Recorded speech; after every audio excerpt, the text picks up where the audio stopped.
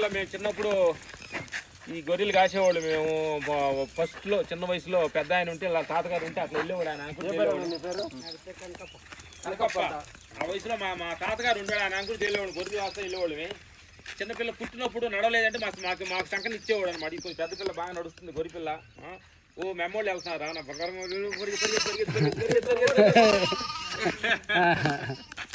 చెప్తున్నారా మేము చిన్నప్పుడు ఎంత ఇబ్బంది పడేవాళ్ళం అంటే గొర్రెలు కాస్త అలవాటు చేస్తే పండగ రోజు అయినా కానీ వెళ్ళాలి ఎందుకంటే మన పండగ రోజు మనం తింటే అవి పస్తు ఉంటాయి అనమాట అందుకని ప్రతిరోజు వెళ్ళేటప్పుడు మేము బాధపడుతుండే పండగ రోజు గొర్రెలు తోలుకొని వెళ్తుంటే అందరూ పండగ చేసుకుంటే బాధపడేవాళ్ళు అనమాట అందరికి లీవులు ఉంటాయి కానీ మీకు లీవ్ లేదు ఇదే లీవు మేము కూడా మేము పండగ రోజు అందరూ పండగ చేస్తుంటే గొర్రెలు తోలు పంపించేవాళ్ళు మమ్మల్ని